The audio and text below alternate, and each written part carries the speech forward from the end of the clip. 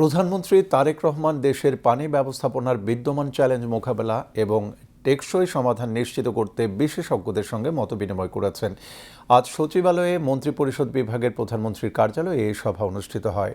সামাজিক উন্নয়নমূলক সংগঠন ফুড স্টেপস বাংলাদেশের নেতৃত্বে পরিবেশ, পানি ও প্রকৌশল খাতের বিশেষজ্ঞ এবং এই সংক্রান্ত কয়েকটি প্রতিষ্ঠানের প্রতিনিধিরা সভায় অংশ নেন।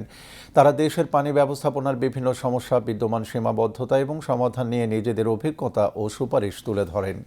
বিশেষজ্ঞরা দীর্ঘ ও মধ্যমেয়াদী পরিকল্পনা, আধুনিক প্রযুক্তির ব্যবহার, বিভিন্ন সংস্থার মধ্যে সমন্বয় বৃদ্ধি এবং জলবায়ু পরিবর্তনের প্রভাব বিবেচনায় রেখে কার্যকর পদক্ষেপ নেওয়ার সুপারিশ করেন। সভায় দেশের খাল পুনরুদ্ধার, নদী ও বাঁধের স্থিতিশীলতা, নগর ড্রেনেজ ব্যবস্থার উন্নয়ন, বর্জ্য পানি পরিশোধন এবং বৃষ্টির পানি ব্যবস্থাপনা নিয়ে বিস্তারিত আলোচনা হয়।